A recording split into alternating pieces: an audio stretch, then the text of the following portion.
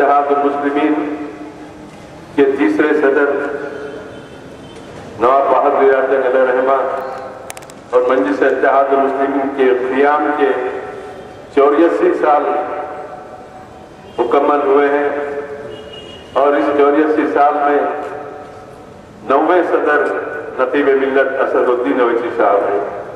पहले सदर जनाब हबीबुर रहमान खान साहब जो इत्तेहाद बैनुल मुस्लिमीन के सदर थे। दूसरे सदर ख्वाजा बहाउद्दीन साहब जो इत्तेहाद बैनुल मुस्लिमीन के सदर थे।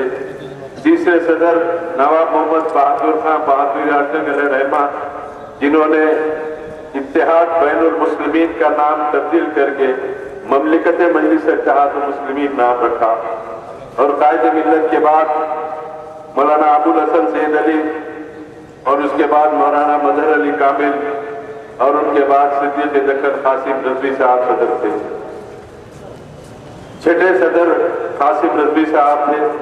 7वें सदर फख्र मिल्लत, 8वें सदर सालार मिल्लत और 9वें सदर नकीब मिल्लत। इस तरीके से मजलिस इत्तेहादुल मुस्लिमीन के क़याम के 84 साल और अय्याए मजलिस के क़याम से 55 साल मुकम्मल होते हैं।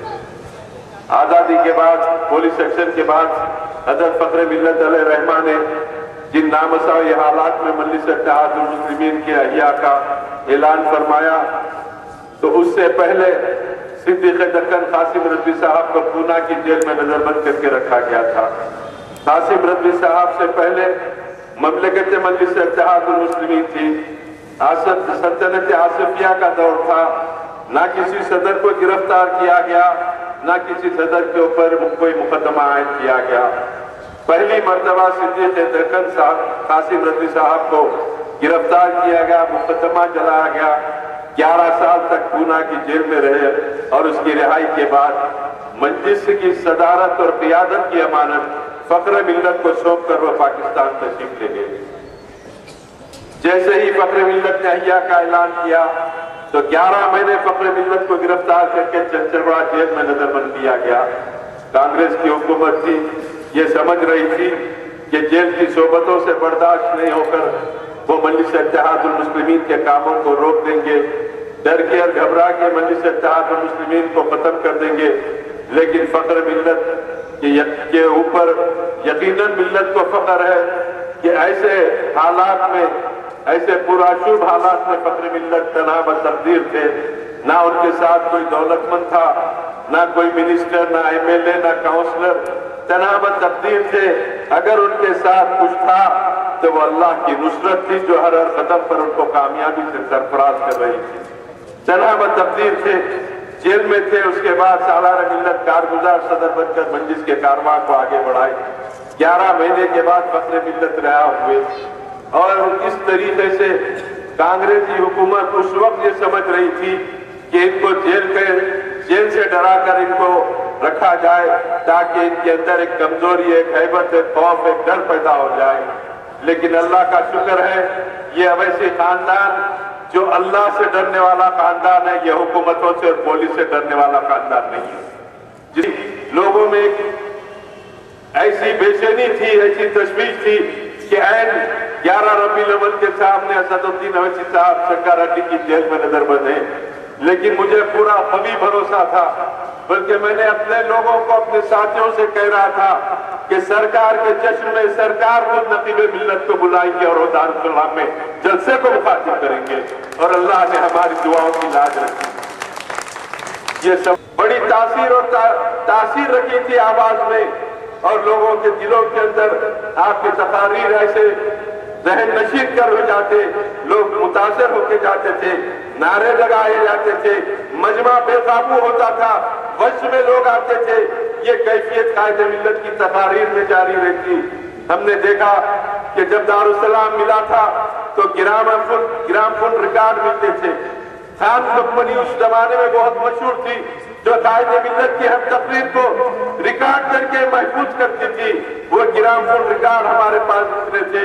ग्रामफोन पर जब लगा के हम सुनते तो वो बलीग और फसील उर्दू में कायदे मिल्लत की जो तकरीर होती थी, इतनी बलीग और जामे तकरीर اگر آج کے دور میں وہ تقریر سنانے بیٹھے تو میں سمجھتا ہوں کہ مجمع 15 منٹ میں دور ہو کر چلے جائے گا، کیونکہ اتنی علمی تقریر، اتنی معیاری تقریر اور اردو کے ایسے اس میں الفاظ جو لوگوں کے عام ذہنوں میں پوشیدہ نہیں ہو سکتے، ایسے الفاظ کی تقریر دیتی تھی۔ تو آواز دیجیے، تصاویر دیکھتے ہیں تو دارالسلام کے اندر ہزاروں کا مجمع ہے، اور وہ ہزاروں کے مجمع میں ایک آدمی بھی ننگے سر نظر نہیں آتا تھا۔ ہم نے تصویر دیکھی، ایک بھی ننگے سر نہیں۔ ایک مرکز سیاسی پر لایا اور ملت کے اندر ایک ایسا انقلاب پیدا کیا کہ ملت آج بھی قائد ملت کو یاد کر کے ان کو خراج پر اپنی جماعت کو آگے لے کے گئے اور تمام لوگوں کو ایک پلیٹ فارم پر جمع کیا۔ سالار ملت نے، قائد ملت نے جب کرتے تھے ایکا دوکا جگہ لوگ 25-50 لوگ شریک ہوتے، اخبارات میں کوئی خبر نہیں آتی، اخبارات میں کوئی نیوز نہیں آتی۔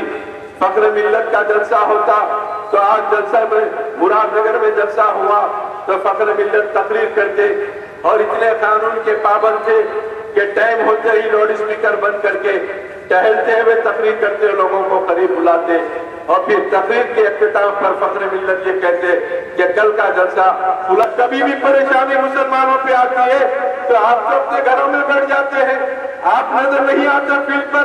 پولیس کے مار کھانے کے لیے، لوگوں سے مقابلہ کرنے کے لیے مجلس اتحاد المسلمین، اور سب ختم ہونے کے بعد الیکشن کے وقت آپ آگے کھڑے رہ جاتے ہیں۔ میں آپ کا خدمت گزار، مجھے ووٹ دیجیے۔ یہاں کے لوگ اس سے واقف ہیں، کس کو دینا، کس کو نہیں دینا، کس کو کون سا راستہ بتانا، یہاں کے لوگ اچھی طریقے سے واقف ہیں۔ مجھے یاد آتا